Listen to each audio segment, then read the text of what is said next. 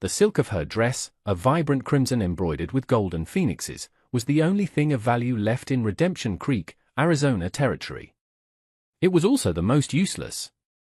The fabric, meant for a wedding hall in San Francisco, was now caked with the fine red dust of the high desert, a flag of surrender in a foreign land. Her name was Mai, and she stood perfectly still beside the water trough outside the saloon as the stagecoach that had brought her and her father became a small, dark speck on the horizon. He had not looked back. He had sold her. First to a man she had never met, a supposed merchant in California, and now, for a bottle of whiskey and a handful of coins, he had sold her to the indifferent, baking heat of this town. He had told her to wait, that he was simply making arrangements. But Mai had seen the finality in the way he refused to meet her eyes, the shame that fought with the desperate thirst in his face. She had been waiting for 3 hours. The sun was a hammer, and the stares of the few men who passed were just as brutal. They looked at her like a curiosity, a piece of porcelain dropped in a pigsty. Arthur Vance saw her from the doorway of the freight office. He had been checking a bill of lading, the neat columns of numbers a welcome and predictable distraction from the emptiness of his clapboard house at the edge of town. He was a man who preferred the company of horses and the simple physics of leverage and weight. People were complicated. They lied, they broke, and they left. But he could not look away from the woman in the red dress. She stood with a stillness that was not passive, but deliberate. Her back was straight, her hands clasped before her, her head held high even as her world had clearly crumbled.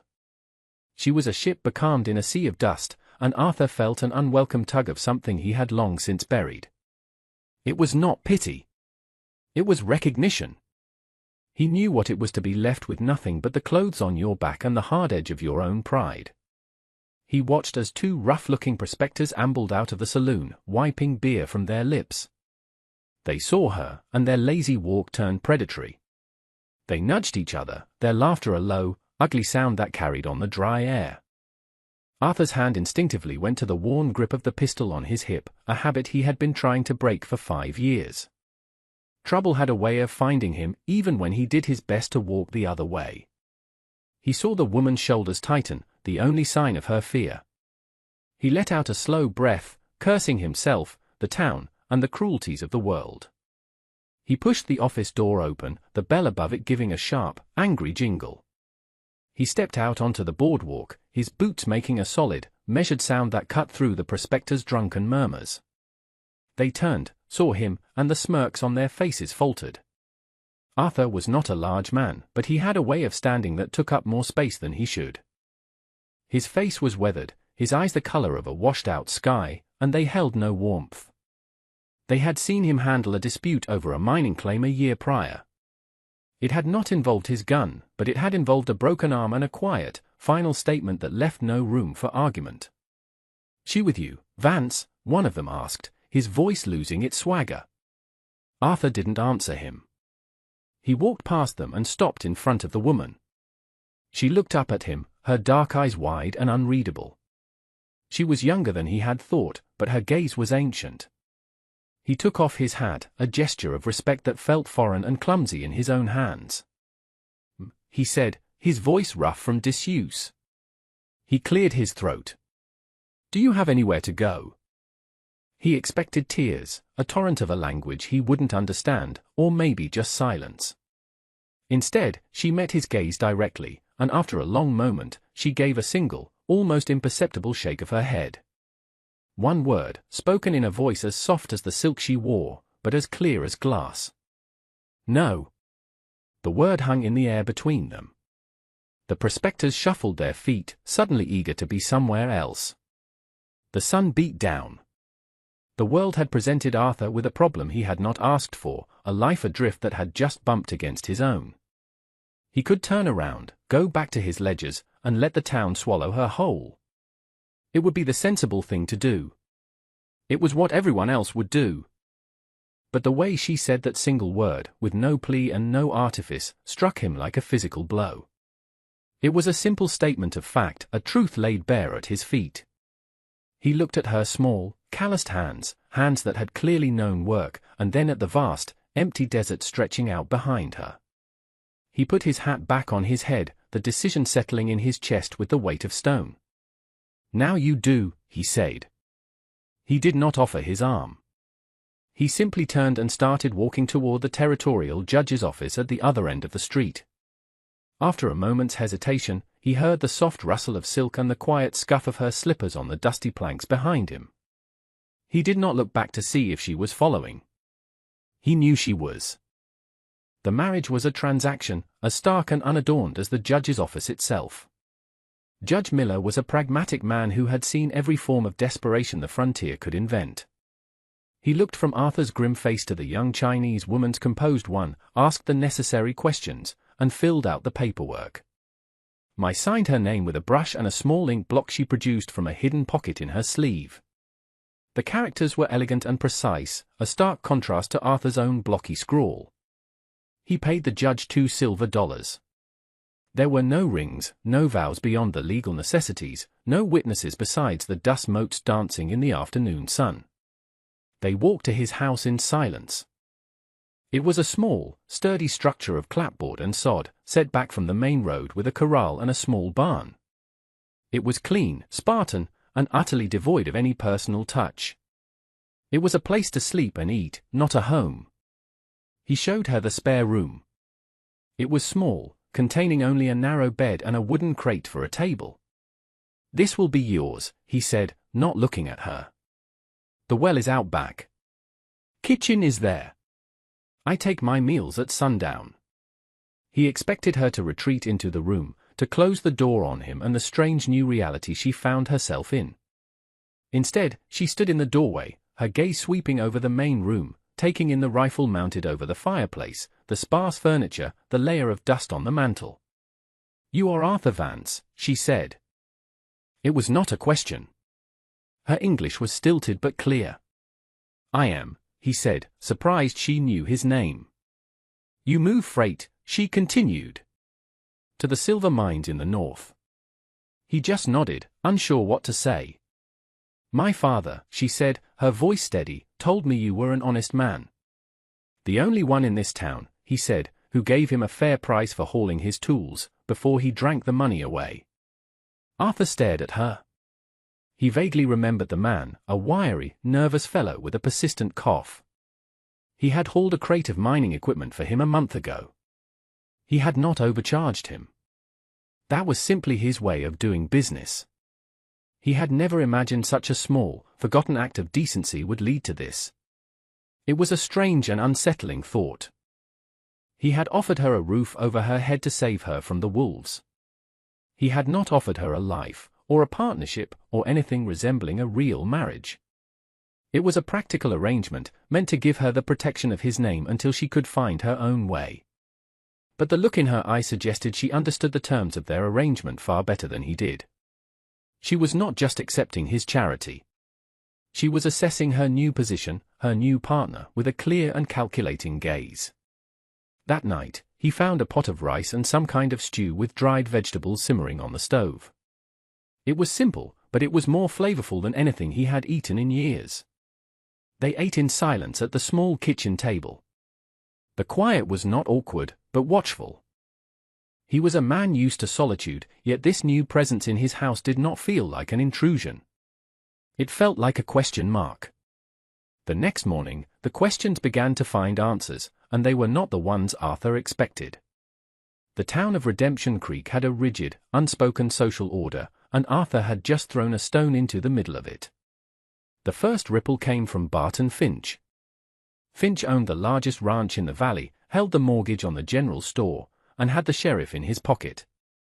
He considered Redemption Creek his personal fiefdom. He was a man who liked order, and he did not like surprises. He found Arthur by his wagon, where he was loading up barrels of salted pork for the mining camp run. "Vance," Finch said, his voice smooth and pleasant, a tone that always set Arthur's teeth on edge. Finch was impeccably dressed, his boots polished to a high shine despite the dust. "I hear congratulations are in order." "I don't know what you're talking about, Finch," Arthur said, not stopping his work. "A marriage," Finch said, stepping closer, blocking the path to the wagon. "A hasty one. To the little stray the stage left behind." The town is buzzing. Let them buzz, Arthur said, hoisting another barrel. Finch's smile didn't waver, but his eyes went cold. This is a decent town, Vance. We have standards. People are uncomfortable. It's bad for business. It's bad for morale. My business is my own, Arthur said, finally turning to face him. And my wife is my own business. The word wife felt strange on his tongue, a coat that didn't quite fit. Is she? Finch mused, tapping a gloved finger against his chin. I wonder. An arrangement like that, it seems desperate. A man like you, with your history. People might think you're taking advantage of a helpless creature. Or they might think well, they might think all sorts of things. None of them good for your reputation. The threat was clear. Finch could ruin him. He could lean on the store to cut off Arthur's credit, persuade the mining company that his services were unreliable, that his new domestic situation was a sign of instability. You've said your piece, Finch, Arthur said, his voice low. Now get out of my way. Finch held his ground for a moment longer, his gaze flickering past Arthur toward the house. Then he gave a small, condescending laugh. Just some friendly advice, Vance. Some things are more trouble than they're worth. He turned and walked away, leaving the threat hanging in the air like dust. Arthur finished loading the wagon, his movements stiff with anger. He had known there would be talk, but he hadn't anticipated such a direct challenge so soon. He had lived on the fringes of this town for years, a man tolerated but not accepted. He had been content with that. But now, he had brought someone else into that fringe with him. He went back to the house to get his canteen. Mai was at the kitchen table. Spread before her were his freight ledgers. He had left them in a messy pile, but she had stacked them neatly. She was running a finger down a column of figures in the most recent one. What are you doing? He asked, his tone sharper than he intended. She didn't flinch. She pointed to a line item. Mr. Abernathy, at the general store. He charged you for 3 barrels of flour. The delivery slip says you only took 2". Arthur frowned, taking the ledger from her. He squinted at the entry. He was good with logistics, with weight and distance, but the numbers sometimes swam before his eyes. He'd always just trusted Abernathy's accounting. He checked the delivery slip she had placed beside the book. She was right. Abernathy had overcharged him by the price of a full barrel.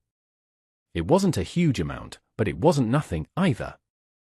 And here, she said, tapping another page. The freight charge for the mining company. They pay by the pound.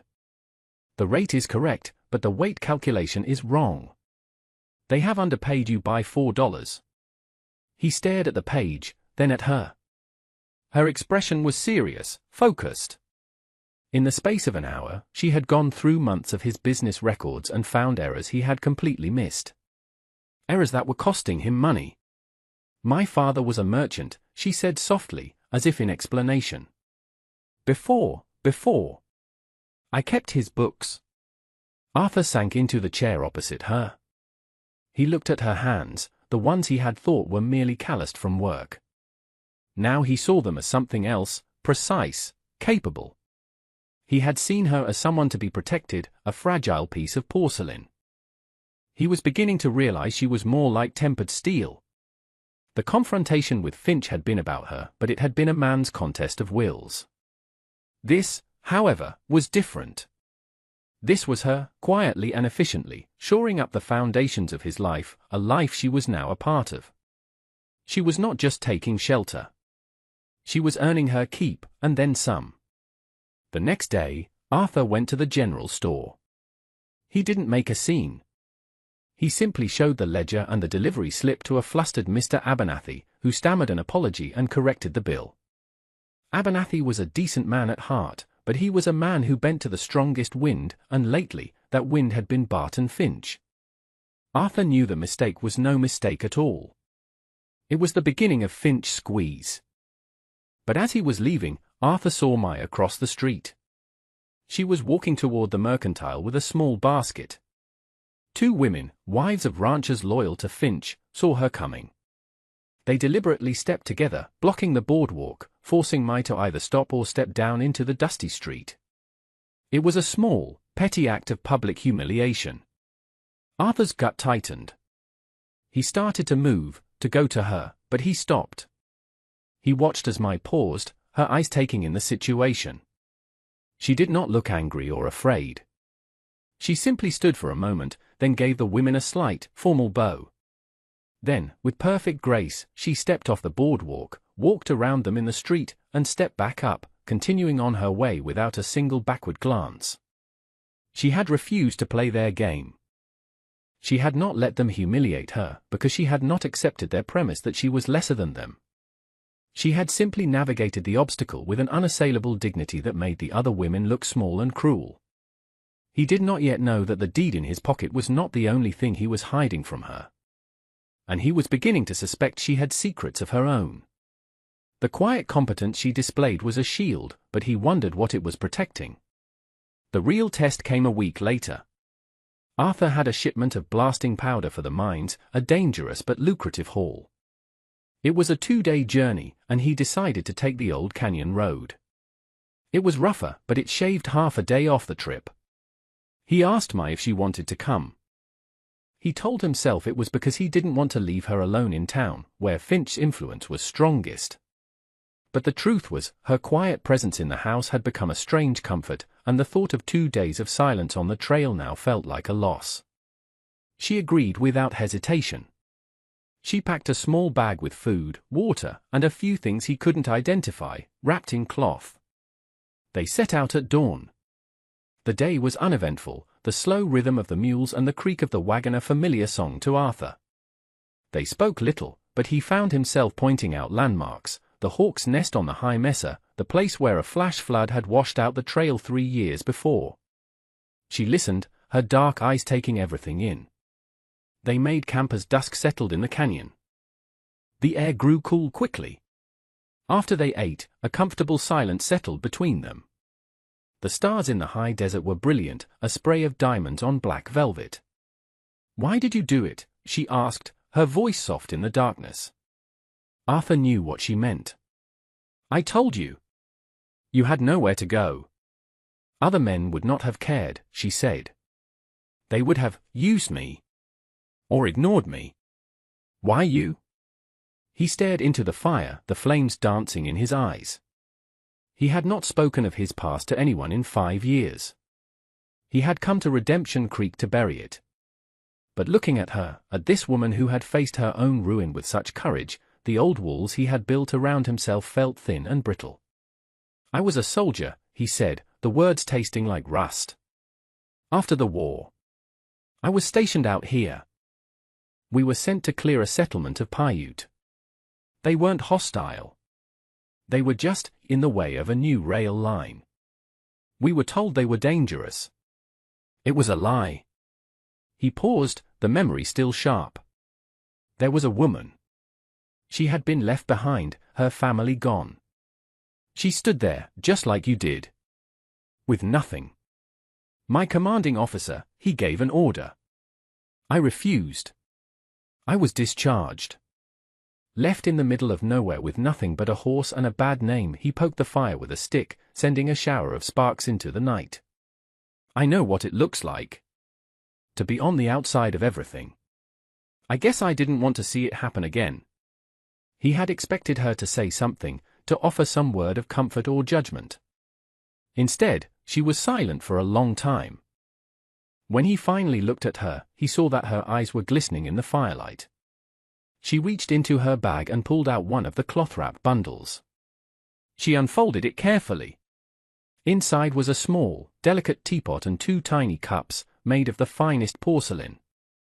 It was a piece of a world she had lost, a treasure she had managed to keep hidden. She said nothing.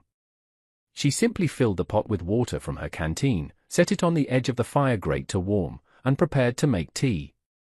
It was an act of profound intimacy, a sharing of something precious in the heart of the wilderness. In that moment, the space between them, the space that had been filled with the formal lines of a business arrangement, began to dissolve. The next morning, the canyon road narrowed, with a sheer rock face on one side and a steep drop on the other. As they rounded a tight bend, the lead mule suddenly shied, braying in terror. Arthur pulled back hard on the reins, the wagon groaning in protest. Lying across the narrow path was a massive rattlesnake, coiled and buzzing, its head raised to strike. But behind the snake, wedged into a crevice in the rock wall, was something else. A glint of metal.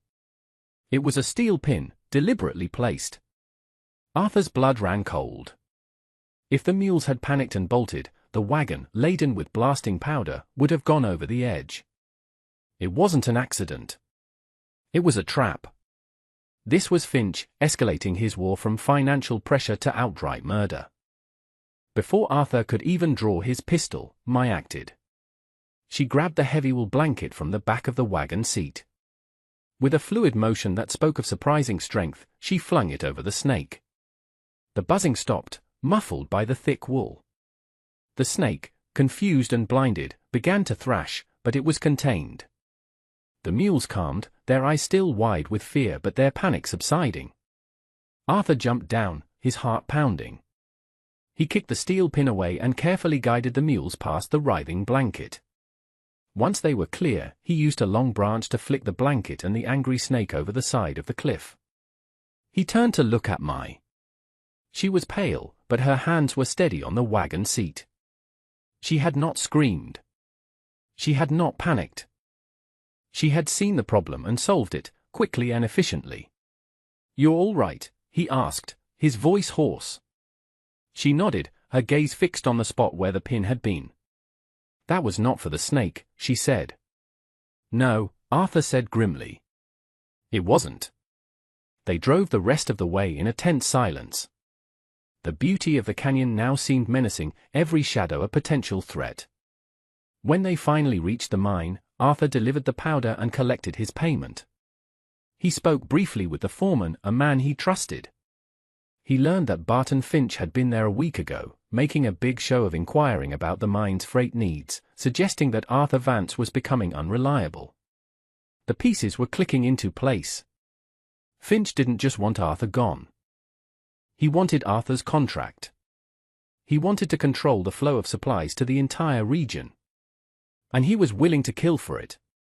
That night, back in the small house that was slowly starting to feel like a home, the unspoken truth of their situation finally had to be faced. They were no longer just two strangers in a marriage of convenience. They were partners in a war they hadn't chosen. "He will try again," Mai said, her voice low as she washed the trail dust from the porcelain teapot. "I know," Arthur said. He was cleaning his rifle, the methodical motions a comfort. "I could take you to Prescott. Put you on a stagecoach to San Francisco. You'd be safe there." It was the honorable thing to offer. It was also the last thing he wanted.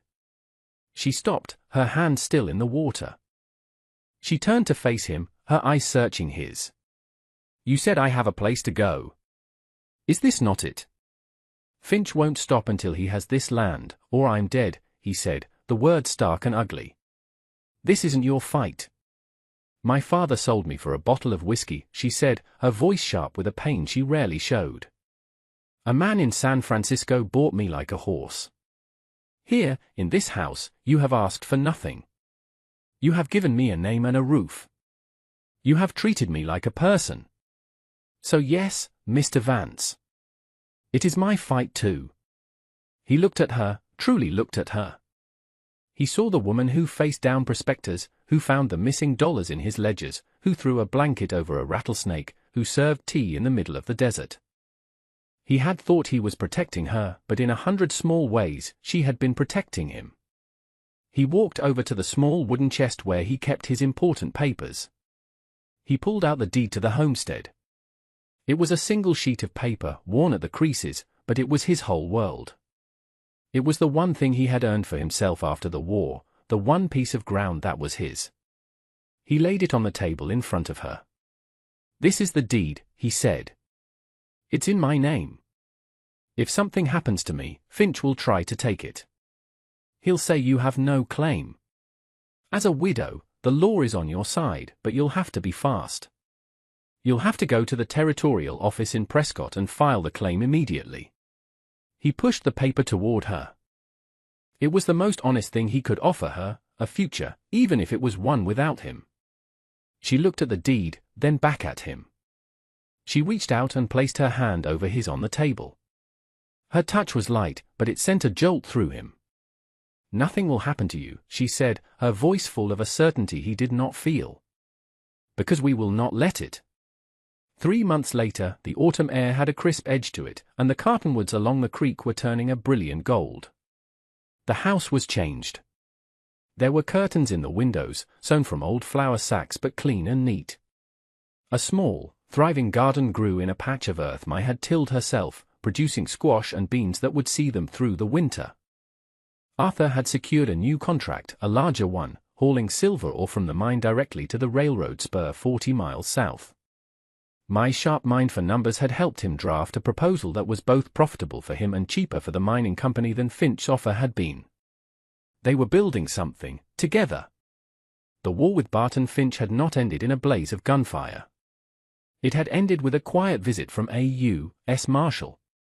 The railroad had its own investigators, and when a second attempt was made to sabotage a freight shipment, this time one of their own they had hired Arthur to carry, they had sent for the law. The marshal, acting on a tip from the mine foreman and evidence Arthur provided, discovered that Finch had been systematically cheating the railroad on land grants for years, using fraudulent claims and intimidation. His entire empire was a house of cards. Finch was gone, his ranch in the hands of federal receivers. The wind of power in Redemption Creek had shifted. People who had once snubbed Mai now nodded to her in the street. Mr. Abernathy was suddenly offering them generous credit at the store. Arthur rode in from the freight yard one evening, tired but satisfied. He saw Mai in her garden, wearing a simple dress of blue calico, her back to him as she staked up a late-blooming tomato plant. The crimson silk dress was packed away in a trunk, a relic from another life. He dismounted and walked toward her. He had a piece of paper in his hand, a new one, fresh from the territorial office in Prescott. He held it out to her. She wiped her hands on her apron and took it. It was a homestead deed. But this one was different. At the top, in the clerk's neatest script, were 2 names, Arthur Vance and Mai Vance. She looked up at him, her eyes shining, a small smile playing on her lips. She didn't need to say anything. He saw it all in her face, the long road she had traveled from the water trough to this small patch of earth that was now, finally, hers. "It seems," he said, his voice a little rough, "that you have a place to go after all." She folded the deed carefully and tucked it into her apron pocket, her hand resting over it. "Yes," she said, her gaze holding his. "We do. And that brings us to the end of this one. If you stayed with me all the way through, thank you. Stories like this one only get told because folks like you sit down and listen. If you liked what you heard, go ahead and hit that like button. And if you want more stories from the old frontier, subscribe so you don't miss the next one. Until then, take care of yourself, and thanks again for being here.